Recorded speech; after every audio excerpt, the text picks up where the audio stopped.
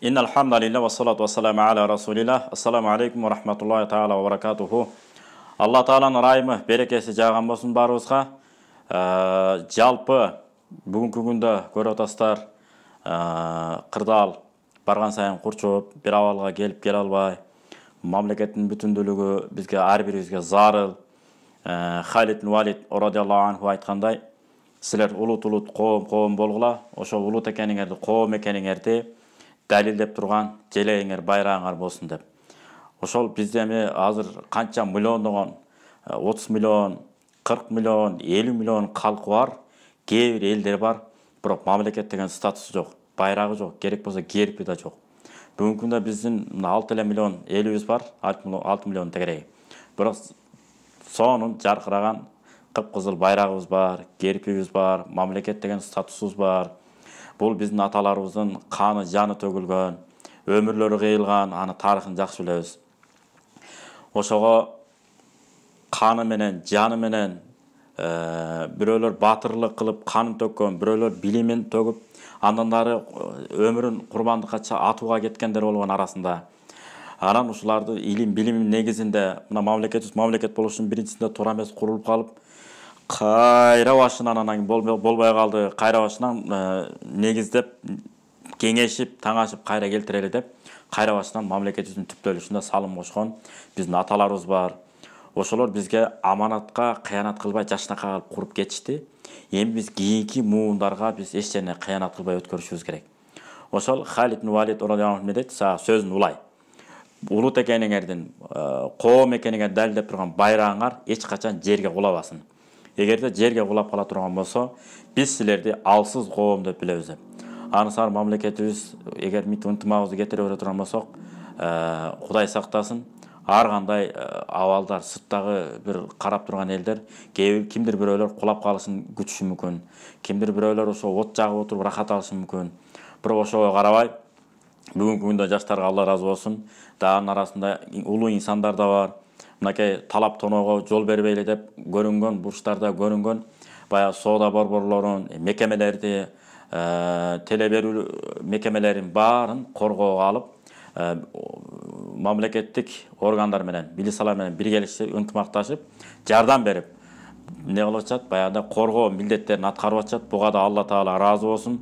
Кээ бирлери тамак ашын берип атат, кээ бири ар ким ар качан салым кошуп атат. Булардын баарына Алла Таала өзү разы болгон болсун. Allah Teala Kur'an'da mınday deyit.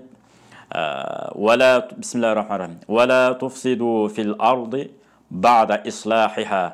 Allah Teala жер бетіндегі жашоону жөнгө салып койгондон кийин кайраны бузууга аракет кылбагыла. وَدُعُوهُ мындай дуа кылгылат. خَوْفًا وَطَمَعًا мындай жалынып жалбарып дуа кылгыла деп. Анысары жалынып жалбарып дуа кылып, да башка аятта келет. Кокус эки топ келип алып бири-бирин урушуп, бирөө алсырап бараса алсы жагына жардам бергиле, экөөнү ынтымакка келтиргиле, анан алдыга көздөй жашоону уланткыла деп. Анысары кимдин билими менен, кимдин өнөрү менен, кимдир бирөөлөр мисалы Тилек Матакебизде чечен болушу мүмкүн, кээ бирлер Кадыр Акеде акылман болушу мүмкүн, кээ бири жеңи жоктой сөзгө чебер мындай укмуш төккөн адамдар болушу мүмкүн, мындай биринин артынан биринин сөзүн ирети менен. Кыскасы, мамлекетибиздин мамлекет болуп дагы кайра кубатталышына жаман тилек эмес, жакшы тилек менен тилегибизди айтып, жакшы жакка умтулуп, жана талап тоноо боюнча бул шариатта негизи арам. Кимде ким бирөөнүн мүлкүн талап тоноо менен алектене турган болсо, ал адам тобо кылмайынча жаназа окулбайт деген. Ошондуктан кээ бир жаштарга кайрылабыз. Эч качан бирөөлөрдүн мал мүлктөрүн албастан, кайра тескерисинче талкаланып турган болсо, ошону коргоп атасыздар. Ошону дагы коргоп, кимдир бирөө билбестиктен тоноп алган болсо, кайра ээсине жеткирип барып, Кудайдан эмне кылышыбыз керек? Тобо кылышыбыз керек. Жана артта келаткан муундарга эч жерин кыянат кылбаса, мына биздин ата-бабаларыбыз динибизди дагы, салтыбызды дагы, жашообузду дагы, мамлекетибизди дагы бардык жагынан эмне кылып койду? Негиздеп, түптөп, жолду салып акырын калтырып кетти. Эми биз ушуну кайра кийинки муундарга да эч жерине кыянат кылбай, жакшынакай абалда өткөрүшүбүз керек. Эгерде буга шүгүр келтирип жакшынакай сактап албай турган болсок, ынтымакка келбей турган болсок, эртең мунун акыбети бөлөкчөгө айланып калышы мүмкүн. Анткени Алла Таала Кур'анда эмне деген? Ла ин шакартум ла азиданнакум. Эгерде шүгүр келтире турган болсоңор, мен силерге берген нематтарымды, жакшылыктарымды дагы үстөккө бостоп көбөйтөм деп. Başka hadiste gelет. Men lem yeşkurin nase lem yeşkurillaha. Kimde kim adamlardan görgön жақшылықтарына кайрага жооп иретинде рахматын айтпаса, Құдай Тағаладан келген жақшылықтарға еш қачан рахматын айтпайды деп. Мұның мағынасы қандай? Біздің ата-бабалардың мемлекет болушуна сонун бир эмгегин сиңирип, канын жана жогоруда айткандай, канын жанын төгүп куруп кетпедиби? Биз ушуга рахматыбыз кандай болуш керек? Кийинки муундарга эч жерине кыянат кылбай, сак саламат татынакай кылып өткөрүп беришибиз керек туугандар. Ошондуктан ал келип, эмнеден келип чыгат? Ынтымакка. Мына азыр биз бир уч эле элбиз. Бирөөлөрүбүздүн классташтарыбыз бар, бирөөлөрүбүздүн досторубуз бар, бирөөлөрүбүздүн чөйрөбүз бар, иштешкендерибиз бар, коллегаларыбыз бар. Ар кимибиз каягына жетсек да жетип, кой ынтымакка келели.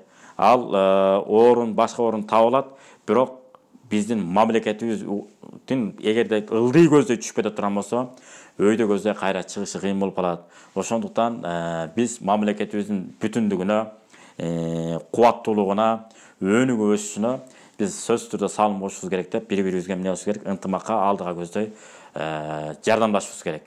Ошондуктан Алла Таала баарыбызды бөөдө кайгыдан, мамлекетибиздин алысырап кетишинен Кудай Таалам өзү алыс кылган болсун. Алдыңкы кол үстүнкү колдон жакшы дегендей, дайыма үстүнкү колдон боло турган мамлекетибиз ар кайсы жактан карыз сураган эмес, карыз бере турган өлкөлөрдөн болууну Кудайым өзү насип кылсын. Дагы бир даанышман атабыз айткан экен, карызсыз кедей, бай кедей. Карызсыз кедей, бай кедей деп.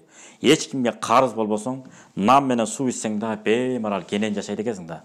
Анысыңар биз мамлекетибиз дагы Кудай буйруса бай өлкөлөрдөн, илим жагынан дагы, билим жагынан дагы, барч жагынан өнүккөн, өскөн өлкөлөрдөн болушун Кудайдан тилеп кетебиз. Аны үчүн ар бирибиз дуа эктир экен, кол көтөрүп бата кыла турган бата бар экен, анан дене менен иш аракет кылып аракет кыла турган баталар бар экен. Ошон үчүн Алла Таала Куранда дагы келтирет башка аятта, өзүңөр өзгөргөнгө аракет кылмайыңарча мен силерди өзгөртпөйм деп. Анысыңар алдыга көздөй умтулууга ар бирибиз өзгөрөлү, умтулалы, илим менен, билим менен, акылдуулук менен жана Куранда айткандай, фасбир сабран жамила, кебетеңерде жашнакай абалда, сулууланган абалда, кебетеңерде бузбаган абалда сабыр кылгыла дейт. Сабырдуулукту ичибизге жутуп, ачуубуз келбегендей абалга, калыптанганга, мүнөздөлгөнгө ар бирибиз аракет кылалы. Ассаламу алейкум ва рахматуллахи ва баракатуху.